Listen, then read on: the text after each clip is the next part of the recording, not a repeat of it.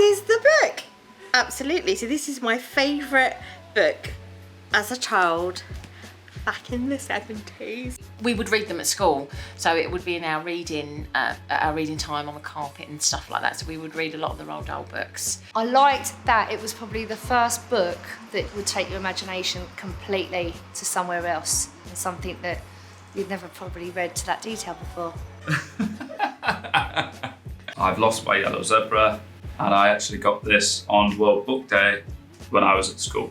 My favourite book was Whose Mouse Are You? It's about a lonely mouse who brings his family home. They're quite simple stories about two children who live next door to each other. And then he just goes on this amazing adventure and this journey and meets these incredible animals, and everything evidently was a dream at the end of it.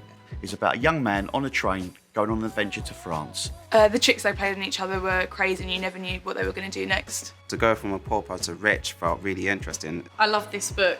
My mum used to read it to me, and my brothers did as well when I was probably about 4 or 5. And then when I picked up my first book, I read right the way through it, and then I bought the next 7 books, and then I kind of got addicted to reading them. And I've still got them at home now. But The Witches was my favourite, as it just felt a little bit more grown up, a little bit more scary. I really enjoyed looking at all the illustrations about Australian way of life, culture, animals and nature. I loved being read these books as a child by my mum, so much so that I read them to my children as well. When I was younger, my favourite book was The Tiger Who Came to Tea.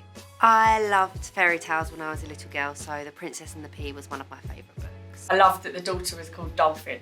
The Hungry Caterpillar is my favourite children's book, but I didn't discover it till I was nearly 35. When I was reading it to my then 2-year-old son. I used to visualise that I was actually there as one of the characters. They put a frog in the bed. It was crazy.